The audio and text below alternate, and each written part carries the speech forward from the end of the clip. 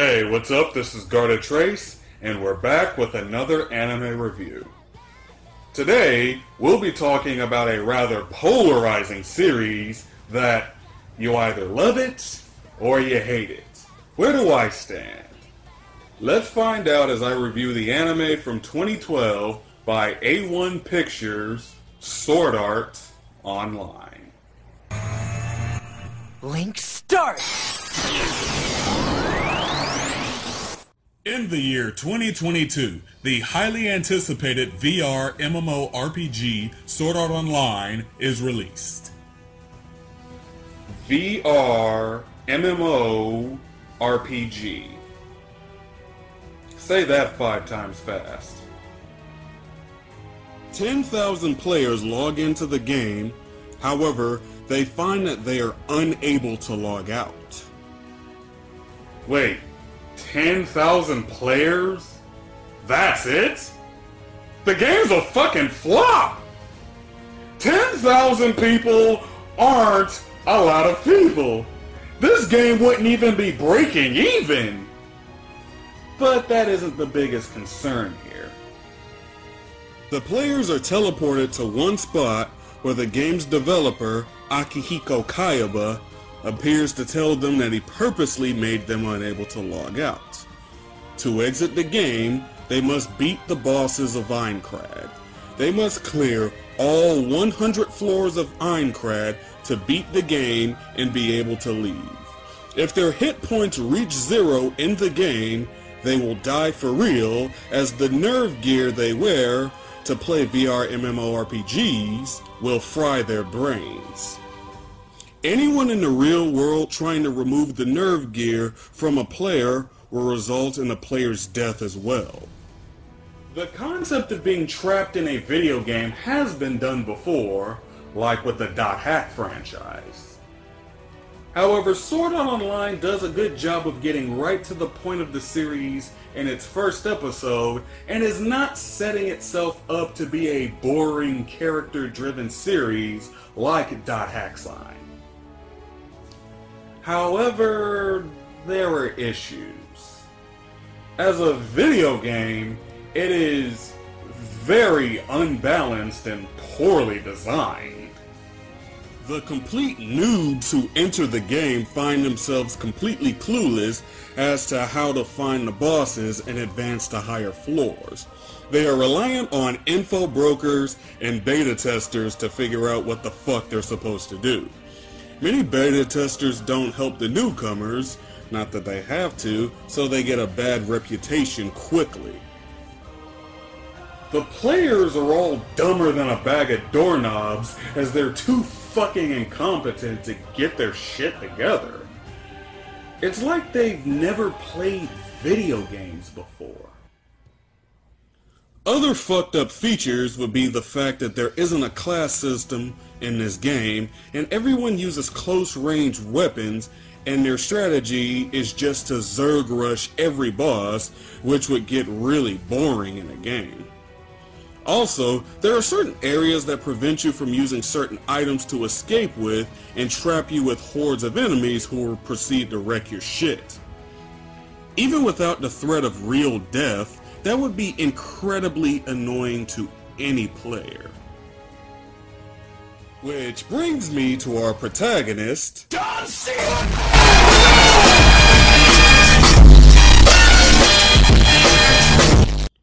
That sums him up very well. His name is Kazuto Kirigaya, who goes by the username Kirito. He's a moody 14-year-old boy who's a loner and stays in his room playing video games for hours on end.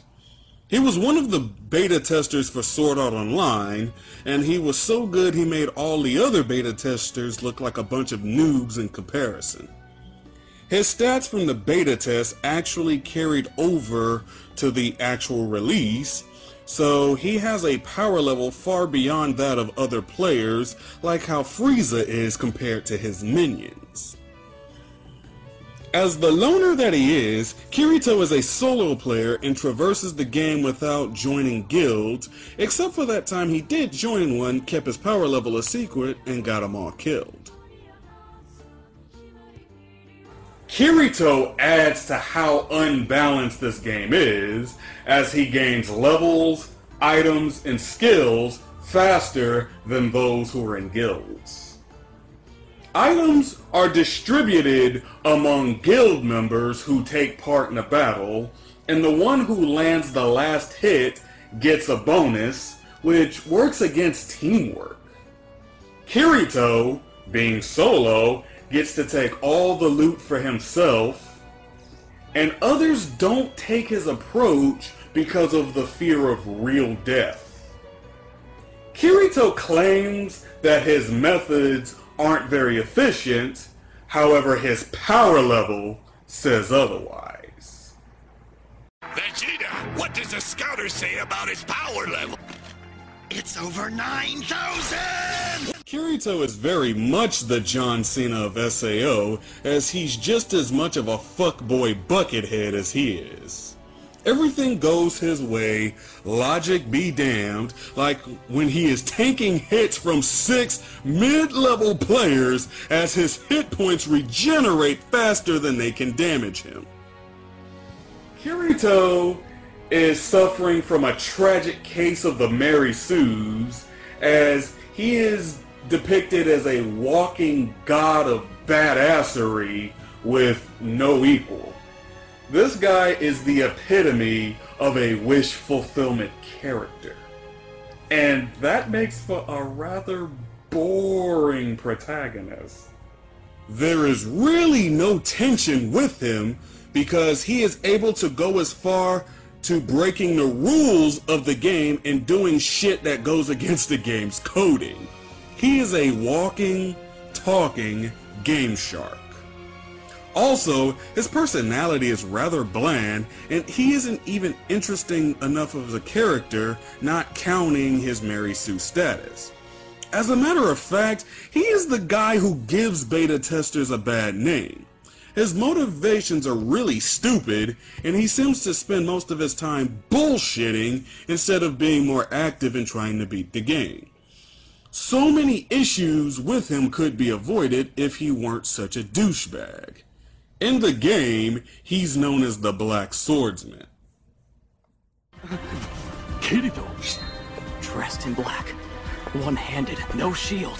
Holy crap, it's the Black Swordsman. Here's the real Black Swordsman.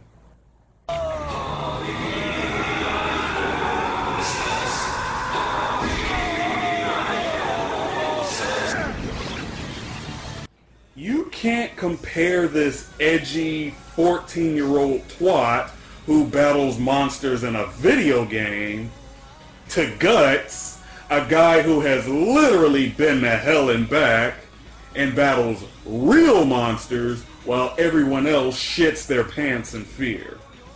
This isn't Berserk. Next up is Asuna Yuki, our female lead of the series until the second half. Asuna had a brief cameo in episode 1, but is actually introduced in episode 2, where she is being portrayed as a strong female who is a badass in her own right, despite being a newcomer to the game. Then we don't see her again until episode 5, where she becomes Kirito's tsundere love interest. A lot of time passes in between episodes 2 and 5, but I'll get to how big of an issue that is later. But the big issue with Asuna is that she goes from being a strong, independent female to hiding behind Kirito and needing him to bail her out of situations. Her badassery doesn't completely dissolve, at least not yet, but she never becomes Kirito's equal as his game-breaking abilities outshine whatever she tries to do. It's a shame because I do find her to be likable and she has so much potential as a character. But this series seems to be satisfied with Asuna being Kirito's main bitch and nothing more. They just keep tossing her aside in favor of Kirito hogging all of the spotlight. Not even the fact that she is the second command of one of the most powerful guilds, or the fact that she is constantly present in high-level quests, give her any edge over Kirito, the solo player, which is horseshit. Asuna isn't Kirito's only love interest in the series, as he seems to also be a walking pussy magnet who attracts every vagina that crosses his path. The first one was the shy girl who was part of that one guild Kirito joined, but she died and so did the rest of the guild, which drove Kirito to depression. But the next episode features Kirito helping some random lolly because reasons. But why would you do all this for me? It's because you look like my little sister. Bullshit. And then there's a blacksmith who aids Kirito with finding material to build a new sword. Then she falls for him, but Asuna had already claimed him. This is where the series begins to derail itself, and it goes from being about a death game to a bunch of random, pointless, fillery bullshit that is so disjointed from the first 3 episodes. Episode 3 really took its time to make you feel the weight of death in that world, but then episode 4 comes along, and from that point onward, everything in the first 3 episodes amounts to precisely dick. Kirito forms a harem of girls who all don't have a snowball's chance in hell with him, and these girls are all about as useful as tits on a nun, as they're very minor and aren't important at all to the story as a whole. And then we get the Sword Art Online becoming Tomodachi Life later in the first half, which shits on any momentum the series was trying to build up early on. Not only are the females neglected, there were a few male characters in the series who could have been interesting supporting characters, but they are quickly sidelined and really don't have any effect on the story as a whole. Another thing that greatly hurts this series is its huge time skips. Each episode could skip months at a time, which leaves out a lot of unused time. This series condenses 2 years of Sword Art Online within 14 episodes, and as a result, the narrative is very disjointed. But this is only the first half I'm talking about. I will survive. If the plot and characters are the worst thing about SAO, then the animation would be the best, but only sometimes. The character designs are very well polished, and there are times where everything looks great. What greatly kills it are moments of bad choreography and cinematography. The fights aren't very well directed, and they definitely don't have the flow of the fights from shows like Cowboy Bebop. There are also moments where 3D is thrown in, and it blends in about as well as a girl at a Star Trek convention. It is so hideous and doesn't feel like it's from the same universe. As for character designs, most of it is very good despite the fact that there is a lot of same-face syndrome going on. Asuna's design is one I particularly think is awesome, and that makes me sadder that her character is very neglected. Looks like I still have time, so seeing how it's Christmas and everything, I'll sing you a song. Bryce fucking Papenbrook. Is he the default choice for edgy teenage boys? He also voices Eren Yeager from Attack on Titan and does a piss poor job at voicing him. As Kirito, he's no better. If I die in the game, I'll die in real life. However, Papenbrook isn't the only problem here, as the dialogue is very cringeworthy at times. This is the gnarliest magic sword a person can get from a monster drop. Faster! I gotta go faster! Whoever's not afraid of dying, come on, step up and get some. Watching the sub would be preferable, but it really doesn't help Sword Art Online's case. The soundtrack features the music of Yuki Kadra, someone who I always think produces awesome music. Until now. Now, I am not saying that the soundtrack is terrible, because if I did, then I'd be a fucking liar, as the soundtrack gets me pumped for certain moments in the show. However, it's far from being her best work.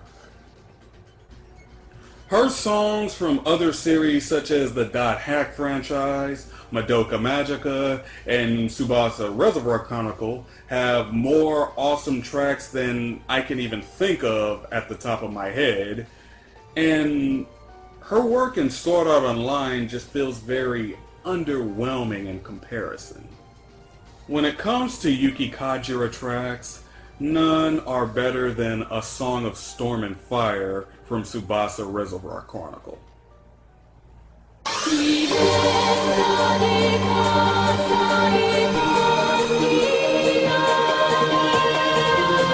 This series has 2 openings and 2 endings. Opening 1 is the better opening, as it does pump you up for an episode, though that may be a bad thing as it's setting you up for disappointment. Opening 2 is meh. Ending 1 is meh. Ending 2 has a nice song, but is visually meh, unless you like the focus on Kirito's sister's legs.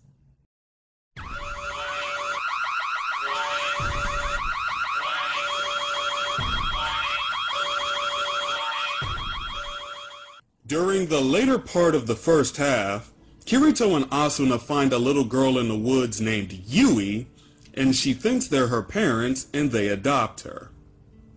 Yui is nothing more than a Moe Blob character, as her only characteristic is the fact that she's really cute. Yes, she's cute, I'll give her that, but there was no need for her. This isn't Tomodachi Life. This isn't The Sims. We don't need a family dynamic for Kirito and Asuna. Also, Yui has about as much personality as sandpaper. She's not so much of a character as she is something who you want to hug. Like your waifu pillow. As it turns out, she really is something and not someone. After she deletes an enemy who is as strong as the Floor 90 boss, it is revealed that Yui is a rogue AI whose purpose is to make players who come in contact with her feel at ease, but the Cardinal system had forbidden her from making contact with anyone. Makes me wonder why she exists in the first place. The Cardinal system deletes her, and of course our Lord and Savior Kirito hacks into the GM's computer to convert her into a game object to revive her later. How? Because he's Kirito. If he could do that, then why not hack into the system to reactivate the logout buttons? Then, they get called back to battle the Floor 75 boss, and their party suffers 14 casualties, and their morale drops when they realize they still have a ways to go. And then it's revealed that the commander of the Knights of the Blood Oath, Heathcliff, is actually the Floor 100 boss, as well as the game's creator, Akihiko Kayaba. Kirito fights him while everyone else is paralyzed. Then Asuna takes a page out of Kirito's playbook and ignores her paralysis spell by getting up to take the killing blow intended for Kirito, and she dies. Then Kirito gets hit anyway, and his hit points reach 0, and he dies. Or does he? No, he doesn't. He wills himself back to life, he ignores the fact that his brain should be fried by now, and he defeats Heathcliff because fuck it, he's Kirito, and how dare you question his awesomeness. This is beyond pulling a rabbit out of your ass. Kirito has just given a giant middle finger to the audience, and he doesn't give a flying fuck about your willing suspension of disbelief. So the game ends. It turns out Asuna's still alive because reasons, and Kirito's still alive because he's Kirito, and they meet Akihiko Kayaba, who explains to them that the game is over, everyone's logged out, and everything in SAO is being deleted. So what was the point of all this? Who the fuck knows? So that's the end of Sword Art Online. And it was a huge pile of horseshit. However, the story isn't over. Even with as bad as the first half was, and it was astoundingly bad, it is Full Metal Alchemist Brotherhood in comparison to the second half, the Fairy Dance arc. As it turns out, Asuna never woke up, and her mind is still trapped inside of the Nerve Gear. Her father is the CEO of Rect, which makes virtual games for Nerve Gear, and he enters Asuna's hospital room along with Nobuyuki Sugo to find Kirito there. Then it turns out that Sugo is to marry Asuna. Then after Asuna's father leaves, Sugo reveals his true colors. He is a creepy motherfucker who is taking advantage of Asuna's situation. They can't legally marry. No shit, Asuna's still underage, not to mention in a coma. Meanwhile, he is in his 20s. Instead, he's being adopted into Asuna's family, so it will be like they're married. How that works, I don't know. Especially considering he's an adult, he's someone else's son who hasn't exactly been absent in his life, and he would be more so Asuna's creepy stepbrother rather than her husband. I don't know the laws of Japan, but if this shit is true, they have some really fucked up laws over there. It feels so forced with how creepy this guy is. He's here just for everyone to hate him, and they're doing it in the most fucked up way possible. So he forbids Kirito from visiting her anymore. Then Kirito gets an email from the token black guy of the show, which shows a screenshot of Asuna in a different VR game. He visits said black guy, and it turns out that the game she's in is Alfheim Online. So Kirito starts playing the game, and he only has a week to find her at the World Tree before she's married to Sugo. Here's the deal with Alfheim Online. Its design is even shittier than Sword Art Online's. You can't customize your look, it's chosen at random. What the fuck? Who would play this game if you have no control over what you look like? This game is divided into 9 races of fairies, each with different abilities, though they aren't very well balanced, and there are races that are far better in combat than others. Also, the world of Alfheim Online looks very boring, as it's mostly a vast green forest with very little variation. And one thing that doesn't make sense is the fact that Kirito was able to transfer his SAO stats into this game. Alfheim is a game about magic. SAO was a game about swords with no magic. Also, unlike SAO, Alfheim isn't a level-based game, so nothing Kirito had in SAO should apply here. Especially not Yui.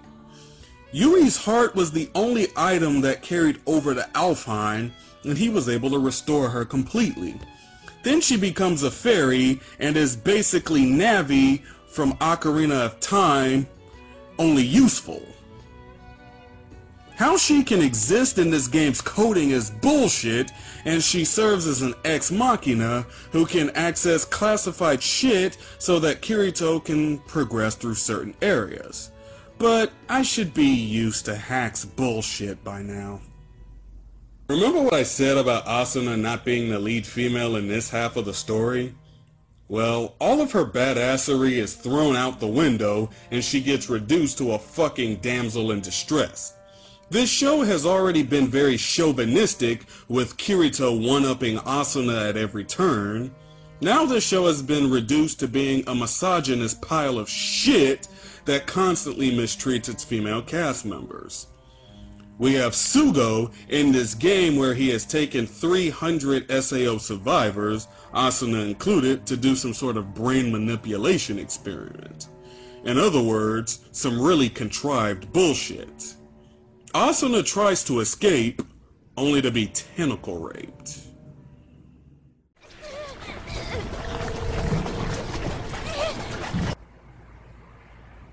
Girl. Oh, come on. Stop struggling. Stop it!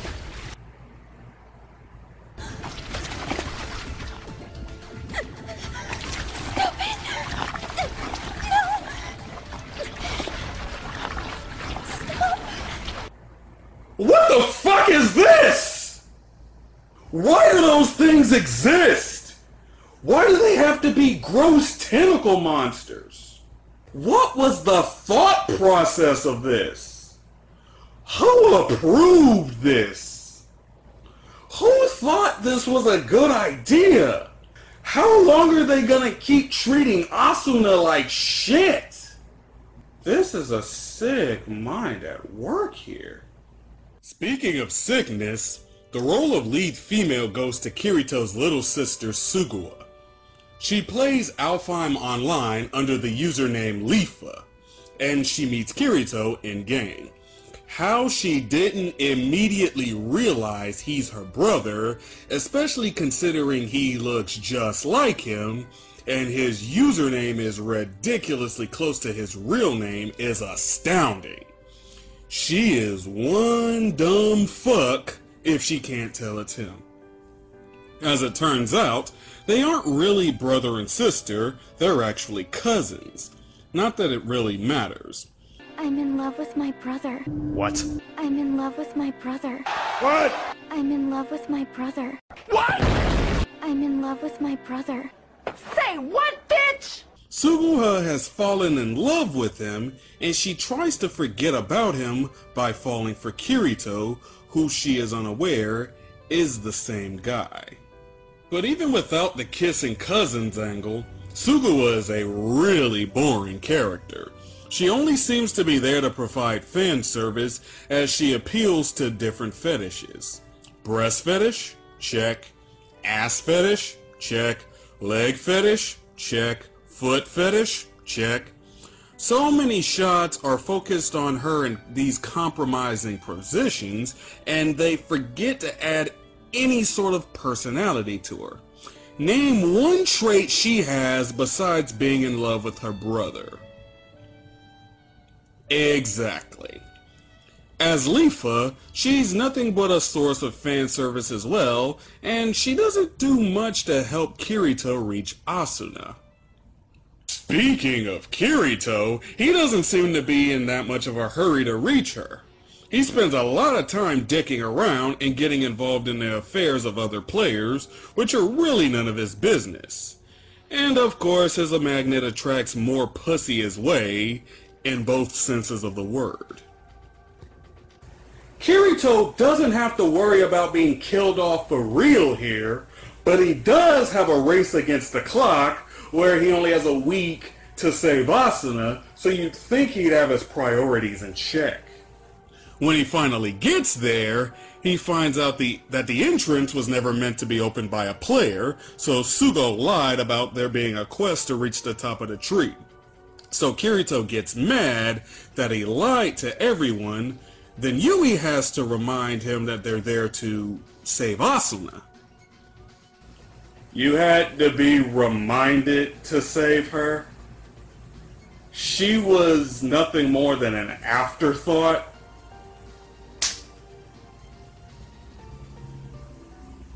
They finally reach her, then Sugo shows up and tries very hard to be menacing, but the delivery is straight up laughable. Then we see Asuna about to be raped by him. Wait a minute.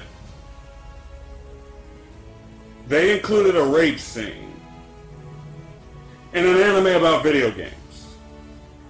Why? That is so out of place! This isn't Berserk! This isn't Black Lagoon! This isn't Gantz! This is an anime targeted at 13-year-olds. There is no point in putting this disgusting bullshit here!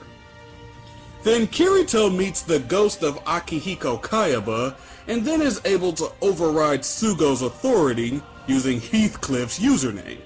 How? Because he's Kirito. So Sugo gets defeated, Asuna and the 300 test subjects are freed, and Kayaba offers Kirito something called a seed, which allows for VR MMORPGs to live on, or Kirito has the option to destroy it. Destroy it! VR games are obviously evil, and Kayaba is the devil, so destroy it so that no one will ever have to go through that hell ever again. Of course, Kirito doesn't destroy it. Why? Who the fuck knows? Who the fuck cares? Hey, Suga. Turn around for a sec. Why? Go on, turn around. Okay.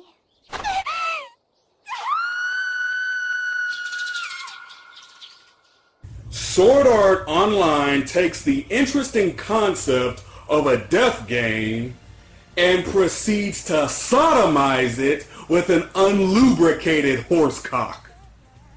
Its plot derails from its original purpose really early and never gets back on track.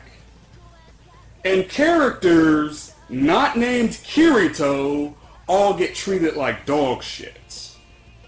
And the big question I have to ask is, why? Why did Kayaba create a death game? What was the purpose of that? What was his ultimate goal? We don't get an answer to that question, so that makes this death game really meaningless. Even Fairly Odd Parents, of all things, did a better job with a death game than this horse's ass of an anime. Believe it or not, the fairy dance arc makes things even worse, as the entire arc is contrived, boring, disgusting, and pointless. But hey, even hardcore fans of Sword Art Online will still tell me that they think the fairy dance arc sucks, so at least its fan base isn't willing to blindly accept whatever crap it pulls out, unlike Dragon Ball Super's fan base. This series' author, Reiki Kawahara, has showcased that not only does he have no idea how video games work, he has no idea how to structure a story. So, after taking everything into consideration, I will rate Sword Art Online with a score of 2 out of 10, giving it a shit rating with the recommendation to fuck it. Just fuck this anime and the horse it rode in on. On the positive side, the character designs are well polished, and Yuki Kajira provides a good soundtrack even if it isn't her best work. On the negative side, oh boy. The fight scenes are sloppily choreographed. Kirito is the biggest fucking Mary Sue ever. The plot quickly derails and never gets back on track. If you're a female character, I feel bad for you, especially if you're Asuna. The English dub is cringeworthy. The Aincrad arc is full of a bunch of time skips that make no sense. And the fairy dance arc is the biggest pile of horse shit I have ever seen.